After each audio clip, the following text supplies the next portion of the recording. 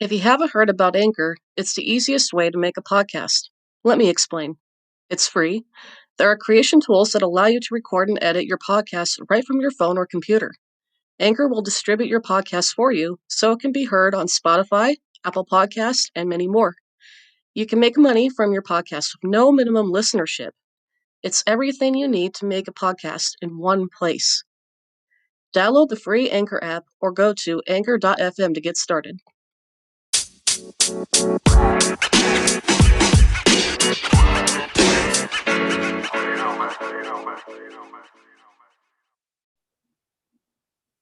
Hey guys, welcome to Peer2Peer. Today's guest is the lovely Yossi. Yossi, how you doing? Good. How are you? I'm doing pretty great. How's your weekend going? So far, so good. Just today's my Friday, so enjoying the rest of the day off and tomorrow off as well. So yay. Hey, good for you. So let's dive into this. Can you share your experience with mental health? Yeah, actually, due to some, honestly, I can't really pinpoint exactly what started it all, but I can tell you that I had my first panic attack when I was 8 years old. I just woke up. I can just remember waking up screaming, feeling this horrible pain in my chest. I had no clue what it was.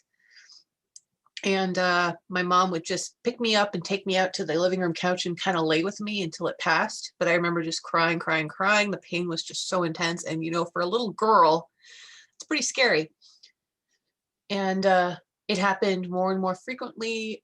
We didn't know what to do. But then one day I guess they just kind of stopped because we never really pursued anything medically. So, but it wasn't until high school that it started becoming a problem. It was interfering with my attendance. I had horrible problems with absence, and teachers didn't believe me. That it got to a point where teachers didn't believe something was wrong. They thought I was just faking it to get out of class. And finally, someone, I believe it was the school nurse, said the words panic disorder. And I've never in my life I heard that word. I was like, what is that? And that's kind of what started the first part of my mental health journey. And I just started going into counseling, trying to figure it out. This was at a time when no one really talked about it. Mm-hmm. So it was really difficult. To this day, I still don't know. I'm almost 35 and I'm still I wonder what caused that anxiety. But I've always been a very sensitive kid growing up. I remember going on a Girl Scout field trip, and when I found out it was overnight, I freaked out. I had because I didn't want to be away from my mother. I had horrible separation anxiety. I would cling to her, screaming my head off anytime she left me anywhere, even if it was for an hour with a babysitter. and So it was a really abnormal anxiety I had with her leaving, separation anxiety. I don't want to dive too deep into this, but there was some emotional abuse growing up from a family member. And I didn't realize what it was till later. But I'm pretty sure that's where it started from, even though it was really, really early on, and the panic attacks didn't start till I was later on when I was 8 or 9. So yeah, it's just something I never really fully explored. It just kind of exploded when I was in high school. I became very depressed, super anxious.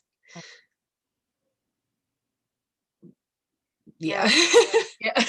Hey, that's a lot to go through as a kid. I mean, speaking from my experience, I started getting panic attacks when I was in kindergarten, actually. So you're definitely not alone in that. It's way more common than most people think, actually. Because, I mean, at least back when I was in high school, it was widely believed that, oh, you start getting these kind of things like when you hit your teens.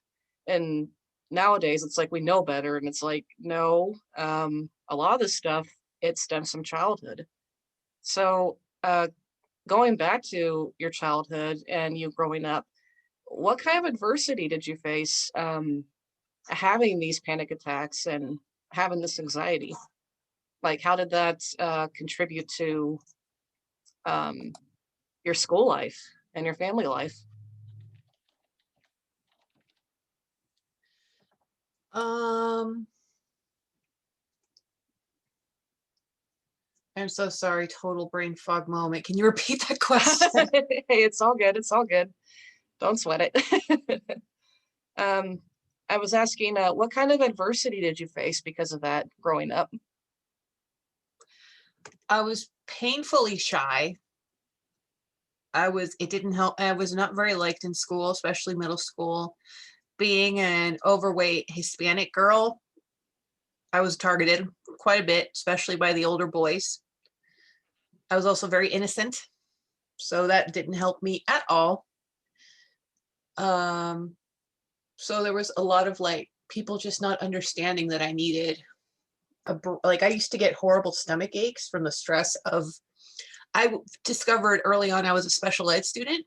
I needed extra help, which nothing wrong with that. I had a learning disability, and I went to a fundamental school for the first 4 years of school up till I was kindergarten to eighth grade. No, not eighth grade. What am I talking about? Third grade. And I remember staying for hours after class, just doing extra work to catch up. My mother, I don't remember this, but my mother told me that I would get horrible stomach aches. And the doctor said that was from the stress of trying to keep up and the fact that the school didn't have the extra help needed they didn't have a special education course. So my mother transferred me out, and things were a little bit better there. I didn't get the stomach aches anymore, but I was not liked. And of course, being bullied, um, I wasn't really bullied, like bullied. Like I didn't have like, I wasn't targeted until like, that didn't happen until around junior high, but most people just didn't really talk to me. Hmm. I spent a lot of time alone. Yeah, so So did the loneliness make like your anxiety or panic attacks worse as you got older, would you say? Or did it contribute differently? um in ways I'd like to think it a little bit of both maybe. um I was very socially awkward when the time came to try to be social, like when I was in groups like the band and the drama club. And I always felt intellectually behind just because it was always in the back of my head, you're a special ed student. And that was crippling anxiety. Like I always felt stupid compared to everyone in there. They would have these intellectual conversations about like books and art authors and science, and I would just be like, ooh, Pokemon, when I was like 16 years old. And it now I embraced it because that was a huge part of my personality, was just that kind of innocence factor. But at the time it made me feel really stupid, and it contributed more and more to my anxiety. So how did you navigate that as a kid? Like how did you come out on the other side of that, and to where you're at now? I started I did have some really close friends that my mother had a daycare when we were growing up. I was raised in the daycare from two. I started it when I was 2. It stopped when I was like 20, in my 20s, when she retired. And that's where I made most of my friends. Because at home, you know how it is when you're a shy kid. You're shy out in the world, but when you come home, that you have that safe comfort to just be yourself. And so that's really where I blossomed. And so I had my friends that were just from the daycare. They went to different schools, so I didn't have them in school until I got to my last year of high school, when I transferred from an art school to the main school.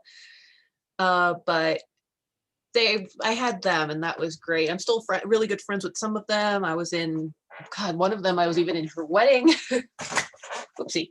And I forgot where I was going with this. Hey, it's all good.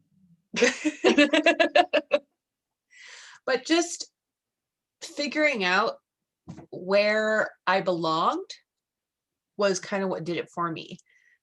I've always been a very creative person growing up. I did a lot of writing when I was in 5th grade. I even had stories. I did like story contests, and I won a few of them. And I was always acting. Acting was my love since I was really little. And when I went into the drama club, that was the first time I actually felt, even though it was short-lived, it was the first time I felt a sense of you belong here. Mm. These are your friends. These are people you can trust. And that was a great feeling. And that's what helped contribute to starting me towards feeling better. That sounds really cool. And it's a common thing that I typically hear of people is that creative pursuits like art, drama, painting, writing, a lot of people that have or deal with mental health adversity, they cling on to that because they are such good therapeutic tools to use to kind of help you navigate through all the mess that's going on inside. So it seems like you had a very interesting childhood, had a lot going on. Um, so how does your mental health affect you now as an adult? Like, has it been pretty consistent, or have you noticed some changes from the time you were a kid to now? A lot of changes, mostly due to trauma. Hmm.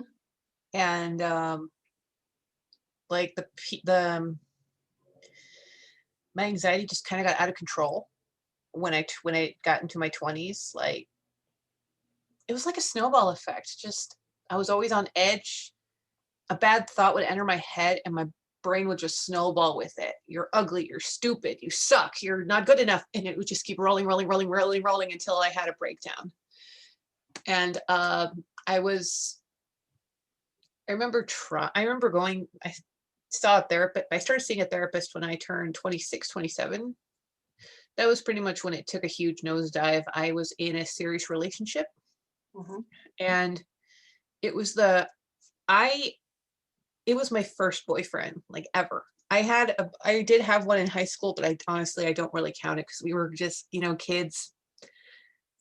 And but it was one of those like puppy love things, if that makes sense. Makes total sense. Okay, cool. But this was like the first like real relationship. We lived together. Um and I put my heart and soul into this relationship. He really broke my heart, and that was the first time I've ever felt that kind of betrayal. Mm. And it just destroyed me. It took me so long to get over it. And I tried cognitive therapy, didn't work. It got to a point where they were like, you have to go on medication. You have to go on medication. I was like, I don't want to go on medication. I was terrified about anything involving fixing the brain type of stuff. Like, it just felt too scary at the time. And then I hit a breaking point one night because the depression just got so overwhelming. The way they described it, and I love this. Imagine a building full of cubicles. Everyone's hard at work. That's your brain. The person who controls the anxiety and the depression, they told me those two people are sleeping at the desk. Oh And I'm no. like, and they left everything on. And I'm like, and that just blew my mind. That was like the perfect way to describe what I was going through at the time. And I hit this breaking point where I'm not going to go into full detail, but I ended up calling the suicide hotline 5 times that night. Hmm. And it was just a really scary night. But that was basically where my brain was kind of like, wake up. And I was like, I need to fix this. So I called my therapist the next day and I was like, put me on this medication. Let's try it. And it really did turn things around pretty fast. Hey, I that's went back. good. I finished college. I graduated with a theater degree shortly after that, and things were good for a little while. So, what would you say to somebody that,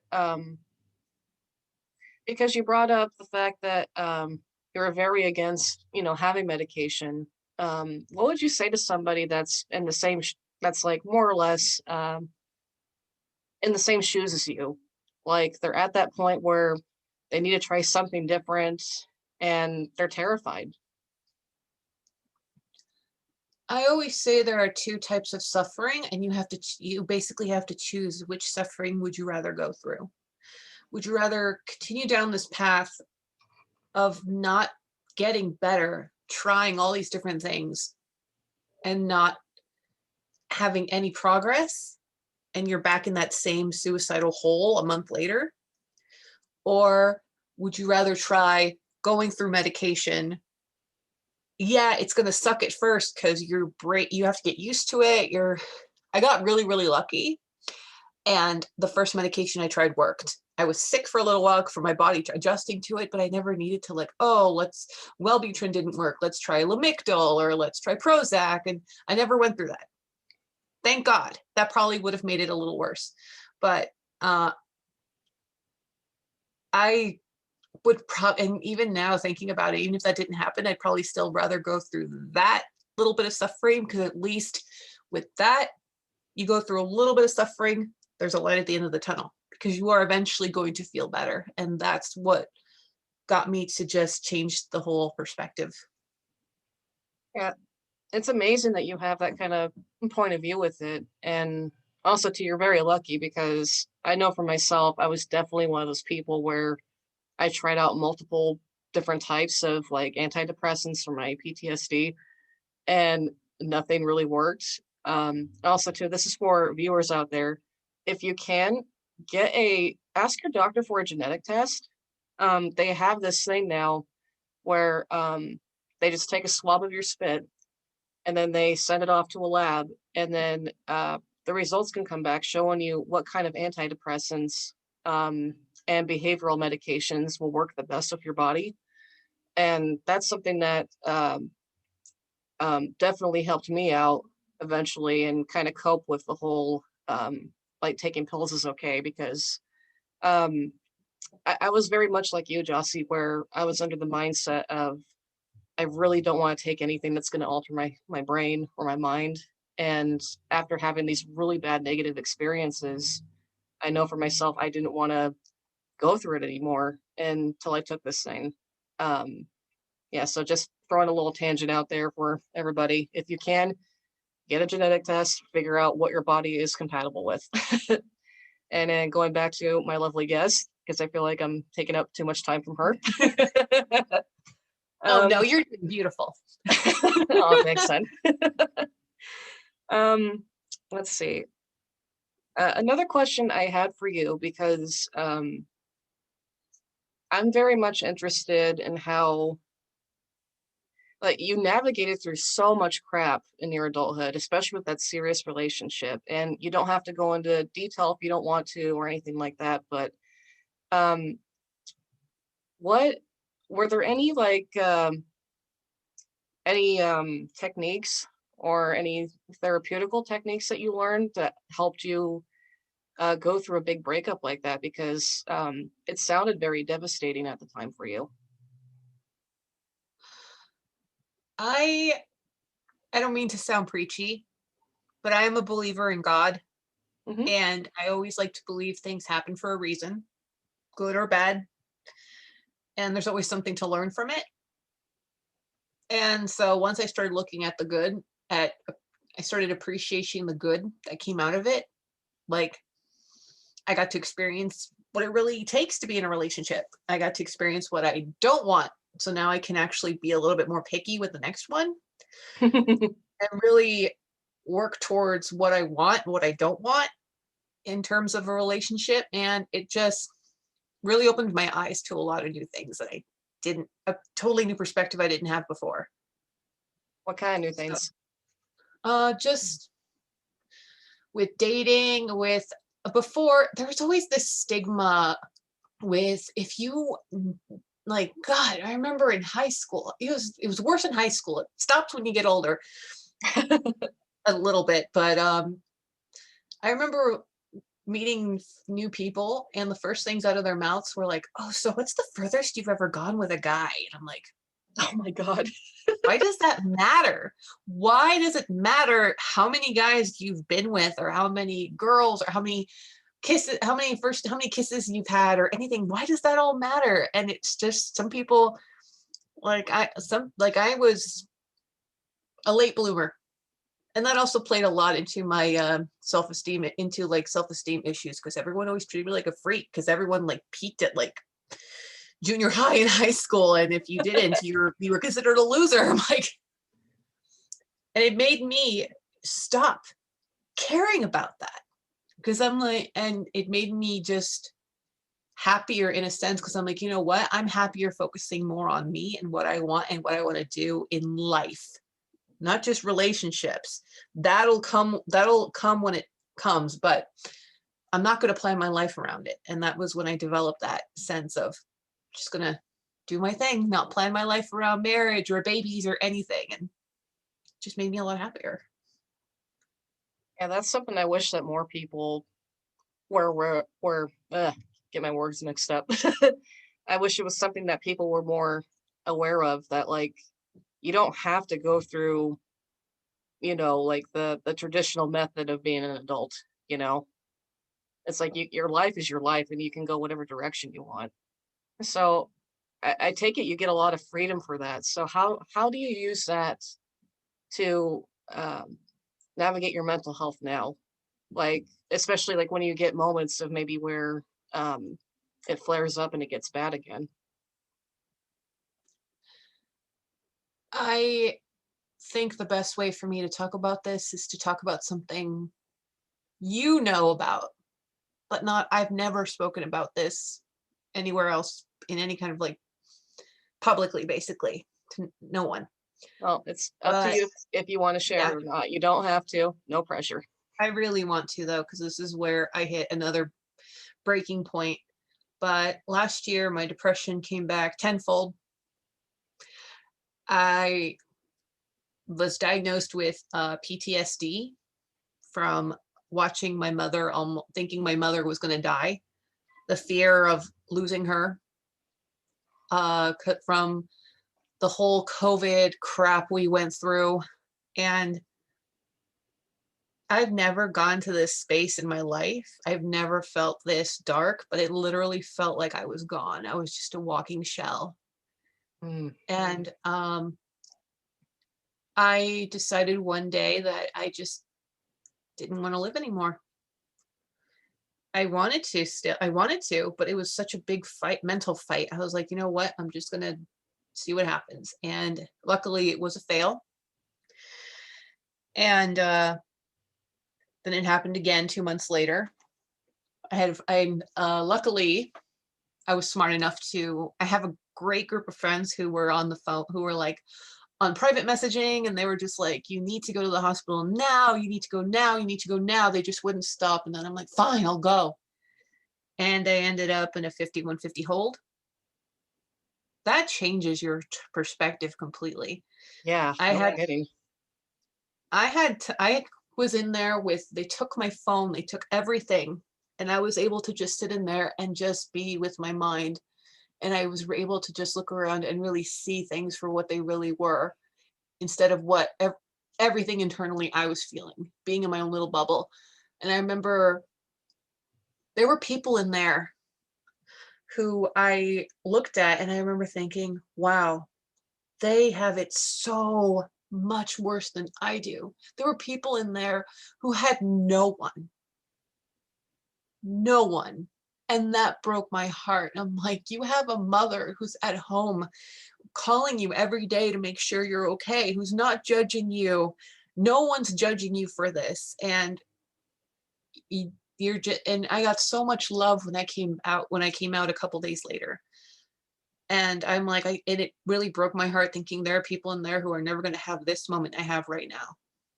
And and it just clicked something in my brain that was like, I need to appreciate everything in this moment, in this life, every day from here on, and just keep going.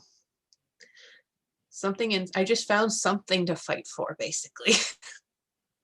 And I mean, I've already told you this before, but I'm very happy that you got through that. And speaking as somebody that has um, been committed before because of an attempted suicide and having to, be watched over, it's very scary. It is such a scary process, and a lot of people um, are terrified to talk about it. And it's just amazing that you had all that strength to find that spark again when you were at your lowest. And can I ask you, if it's okay, like, can you define the spark that kind of got you back? Like, was it just your family, like you were talking about, or was there something else that kind of just made you go, you know what? The world actually has more to offer than I thought. I just found a good group of people. You know, most of them, I do. you included, who just embraced me for everything I was, good and bad. And I've never had that before. I People who were like, I remember everything in my life. My coping always involved acting, theater. I've wanted to be an actor my entire life, still do, because it was the one place that felt like home, the one place where none of these issues touched me. And I felt like I lost that for a while.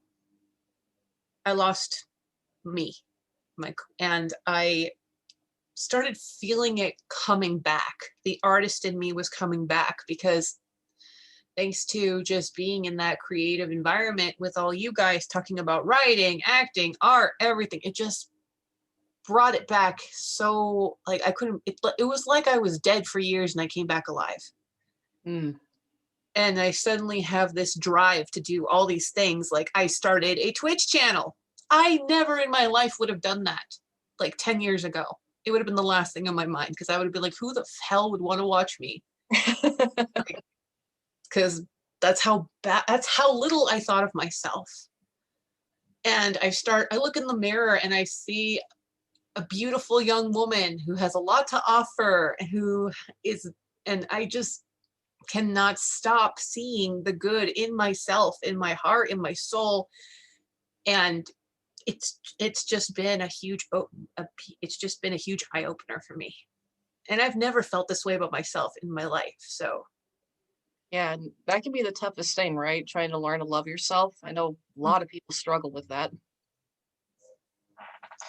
there's a quote I heard a couple years ago that just got me.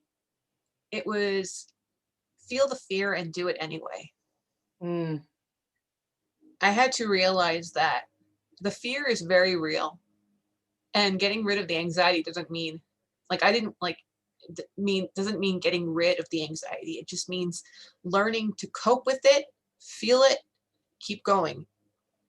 Keep doing what you're doing. Keep doing what makes you anxious.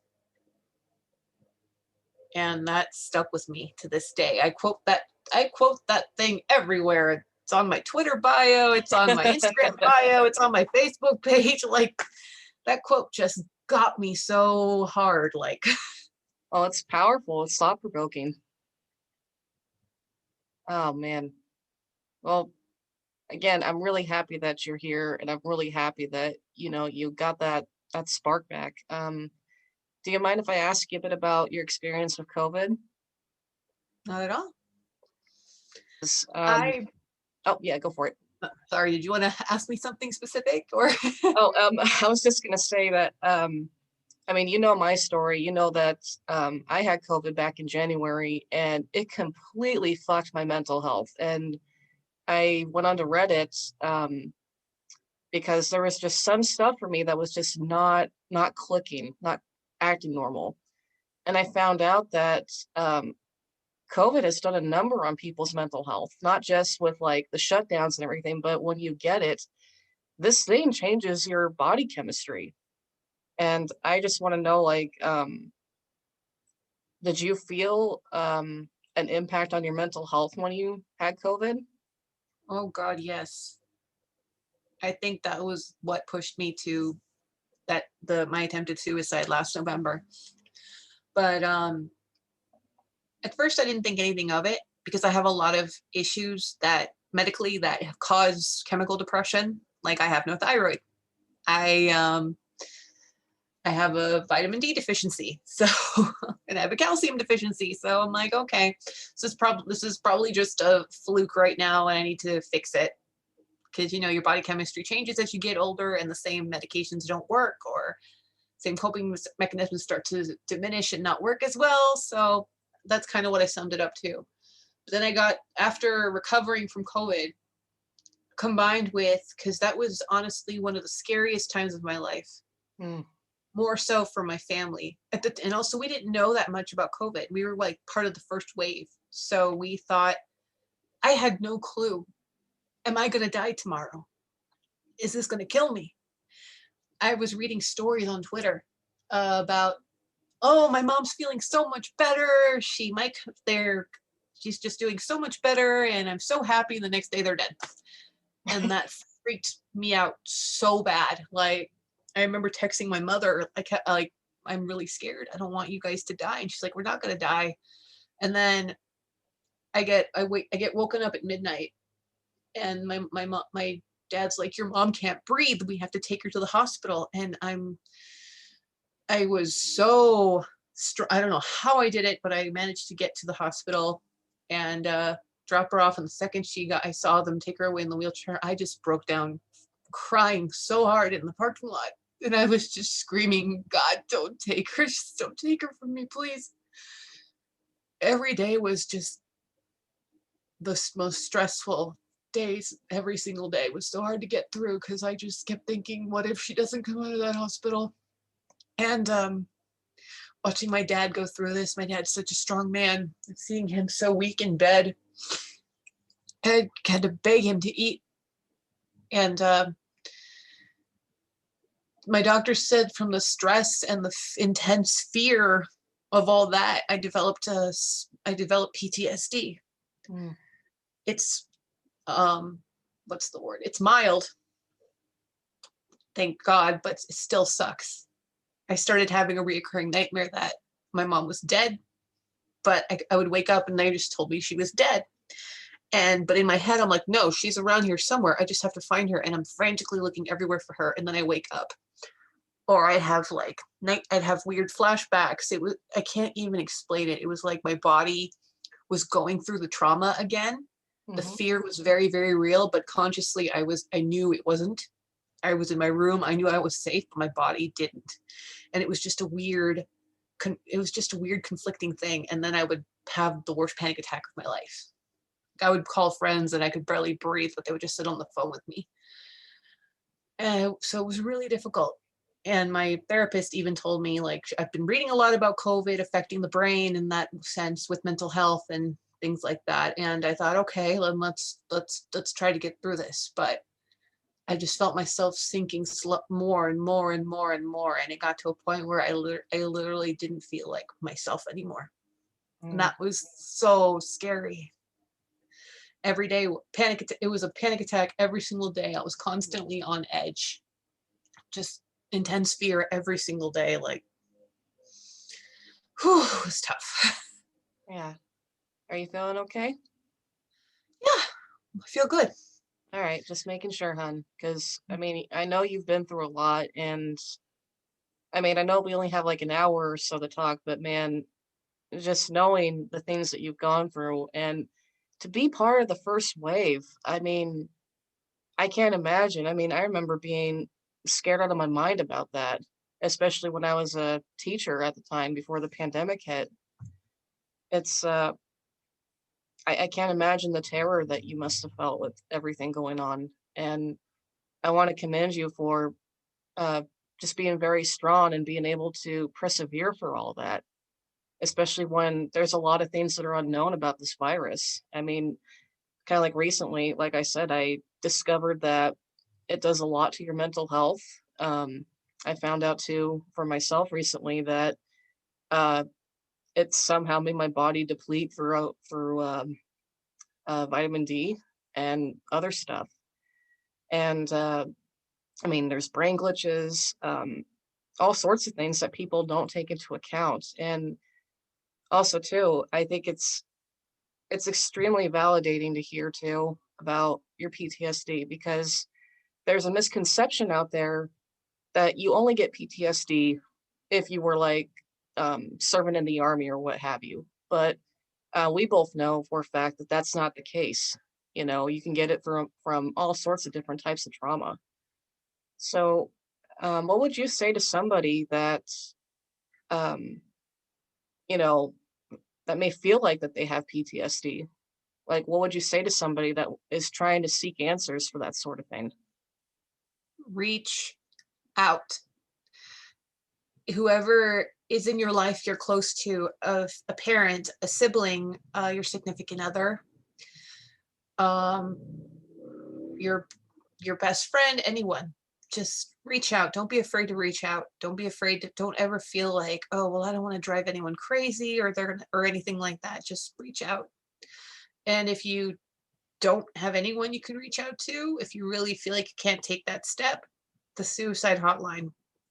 Sometimes I called them just to talk, and I'm like, I'm not suicidal, but can I just talk to you for a few minutes because I'm having a rough night? And they're like, yes, hon, you can talk to me. They're wonderful. That's great.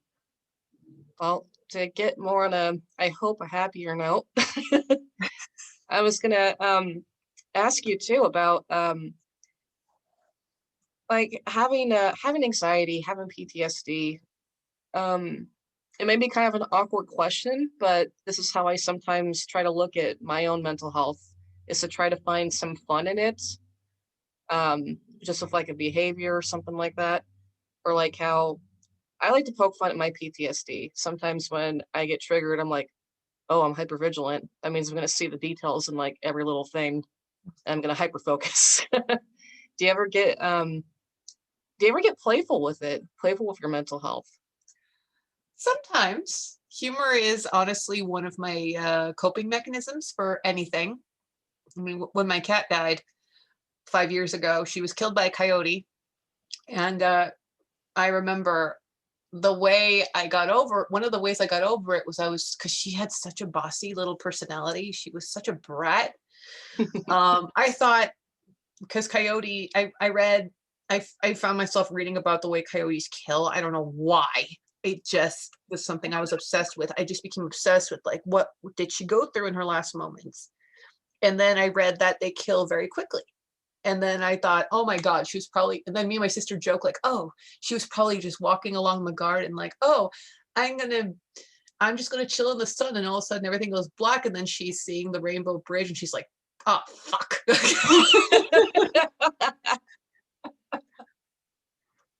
Oh, So that's yeah, messed up. my sister and I can't think of anything.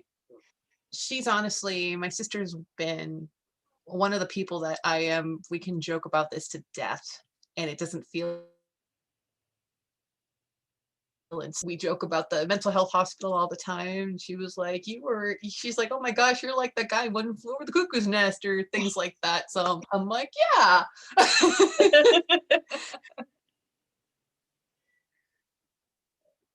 So Nothing really specific I can't think of, but it's always fun to poke fun once in a while. It's a huge way for me to just be like, yeah, it's cool. yeah, it's like lighten up, you're okay. Oh man. I mean, I feel bad for your cat, rest in peace, but my God, the visual I had in my head was hilarious. That's Oh. all right. It's been 5 years, so I can't think about her without laughing. So Hey, that's always good, right? So, another question I had for you, because you mentioned how you have friends and whatnot that have been there for you during your worst times. How important would you say community is for your mental health? it's been very important. Not just finding a community in terms of like mental health, like it really does help when I honestly, and this is gonna sound really morbid, but when I found out you got COVID, Hmm? a part of me was like, oh my gosh, I have someone now who will get it, that I can relate to, that I can talk to about it. Like there's a sense of community when you get to go through things together, especially even if it's bad things. like it just opens up a whole new wave of communication that's very what's the word? Therapeutic. Definitely. And also just of course I don't just talk mental health to death. Of course, you know, I find I have groups of friends that love like video games and love makeup and things like that. So I'm always trying to find something to ways to express myself creatively, or I embrace my geekiness. So those are other great ways to just, because sometimes, yeah, talking about it helps, but sometimes you just want to like put it to not put it to the side really, but you want to just focus on other things too that are going to make you happy. Mm. And that is a great way for me to like just deal with it. It's not really like shoving it down and repressing it, because you are going to deal with it eventually, but it's nice to have that kind of variety going on. Yeah, definitely. Do you have any hobbies that you'd recommend to anybody that deals with any sort of, mental health issues or problems? Definitely. Honestly, I really believe in creativity. Even if you don't pursue it professionally, when I was growing up, I always told everyone, "Oh, you need to go in an acting class." I'm not just saying that to, because I'm not saying you need to be an actor, but check it out. It's fun. And then they find themselves being like the shyest people alive, but they come alive on stage and suddenly they're like, I have friends who are now like, um, who now work in zoos, and they're like the ones that run the shows, the animal shows and stuff, and it's because they were in acting and things like that, or they do the big business meetings in the big buildings in LA, and I'm like, it really brings out the best in you. Writing, drawing, playing, even playing an instrument, Hmm. just does something. It does something. I can't even explain it, but it does something that makes you, it just, I can't even think. It just It like works. it, yeah, it like brings out like this inner zen that you didn't realize you had. Yes, Yeah, it's like, exactly. yeah, like tapping into that kind of potential. And I don't mean to sound cliche, but working out, finding some kind of sport to enjoy. I never thought in a million years I'd say that. I've never been a sporty person. Um, God, ever. I was the kid in PE who would hide. I would run around the bleachers and just hide somewhere with friends, and we'd play with Pokemon cards until class was over. But I discovered rock climbing a year ago, almost 2 years ago. My sister kind of just started getting into it. Now you don't know, and she just kind of was pushing me to get into it, and I didn't want to do it, but then she forced me to do it because no one says no to my sister, and fell madly in love with it. The endorphin rush you get afterward feels so good.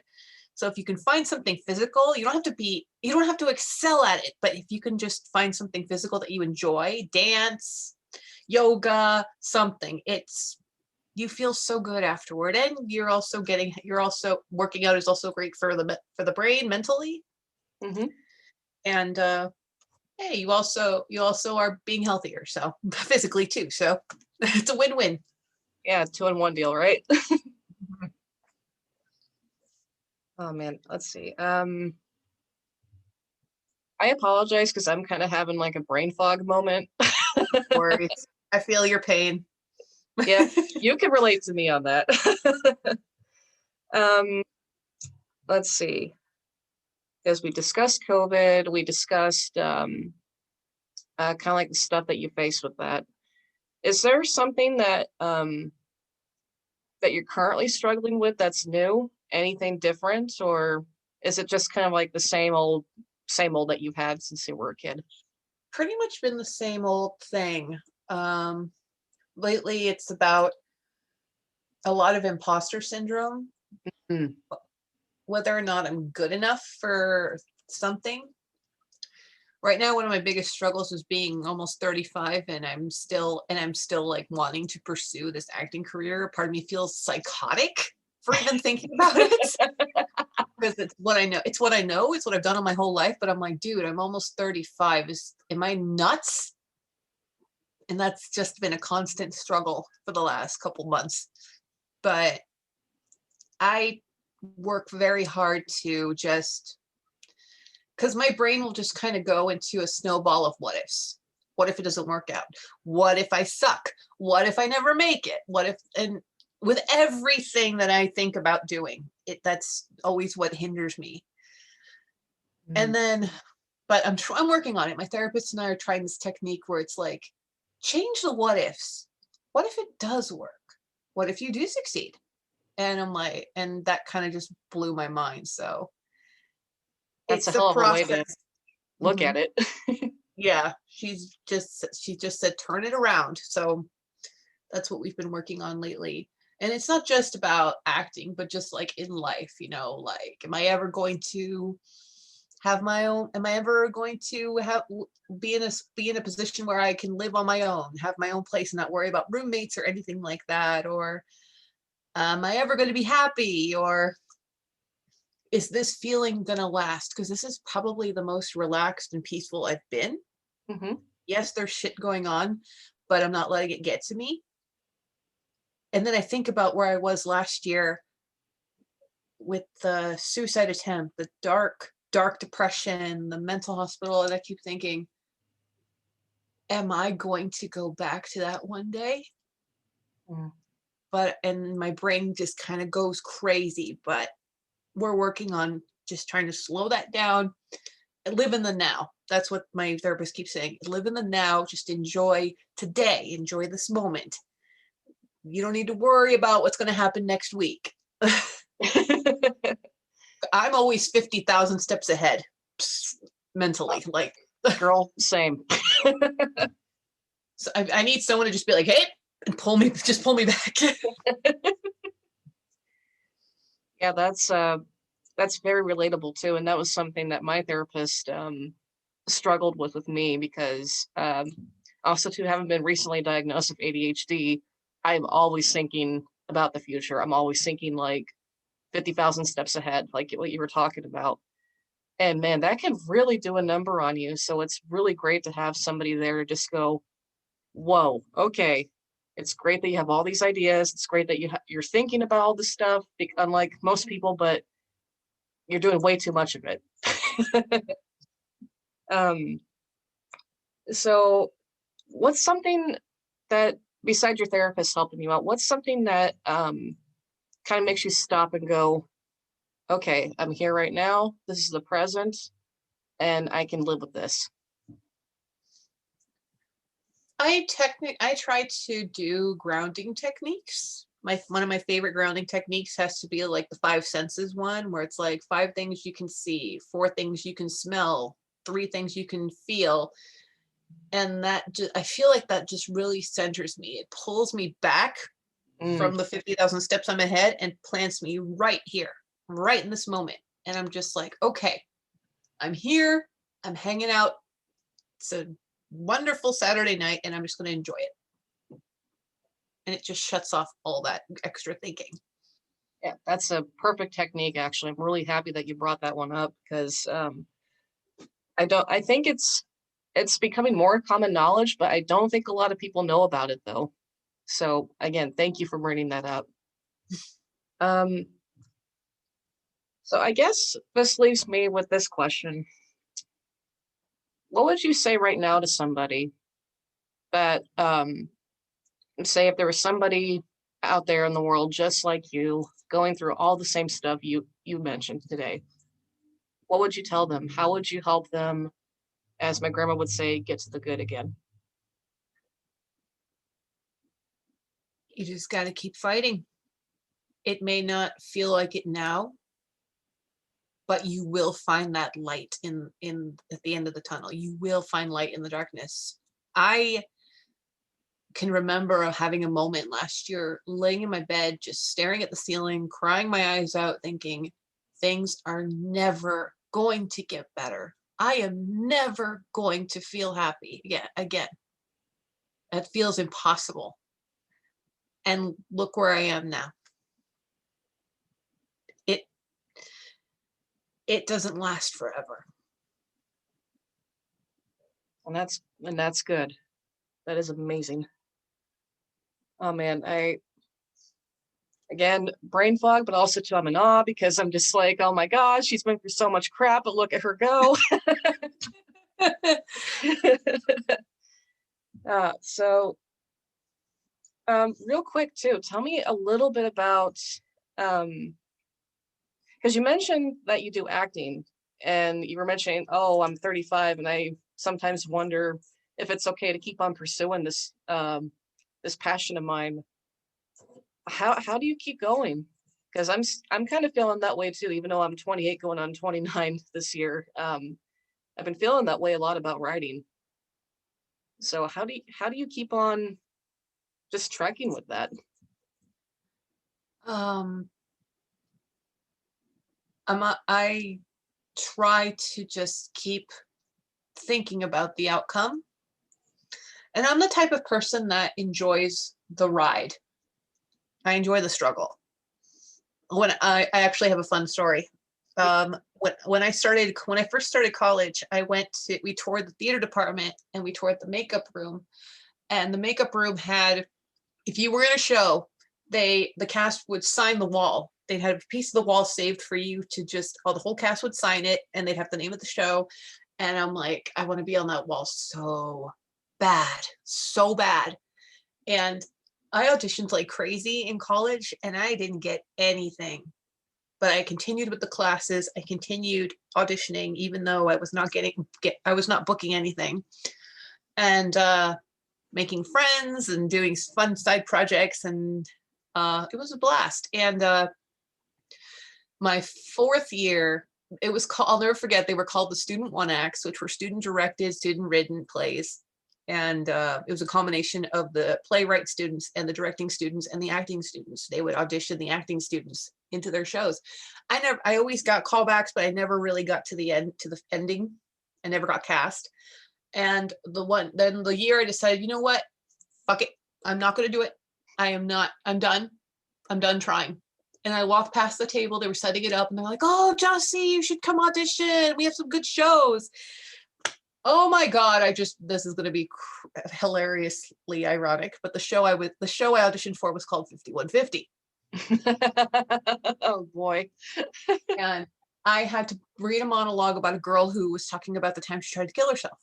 And I nailed that monologue and I had so much fun doing it. I'm like, I'm just going to have fun. And I ended up getting cast as the nurse who talks to her. I had a great monologue about how you need to keep going. Life does get better.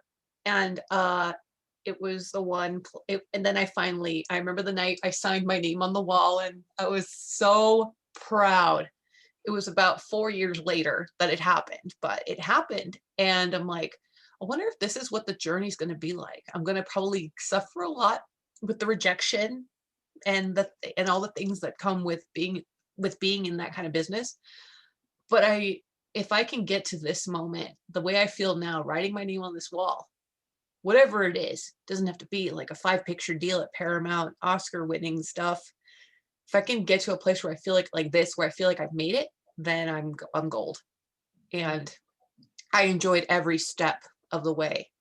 So that's kind of what keeps me going. Nothing else has fulfilled me. Even I've been pretty successful at other things, other jobs I've been in, and even though I like them, it doesn't fulfill me the way acting does, and even the struggle doesn't fulfill me the way acting does. So I always keep that in mind, and I'm like, if I love it, keep going. My family's been pretty supportive too. Like I even asked my mother once, I'm like, am I a failure for wanting to do this late in my life? And she always very quickly, no, do it. Go mama. She's a wonderful, wonderful person. Well, I just want to say, Jossie, that I sincerely appreciate you being vulnerable and sharing your story and uh, just getting to the nitty gritty of what you've been through and what you've overcome.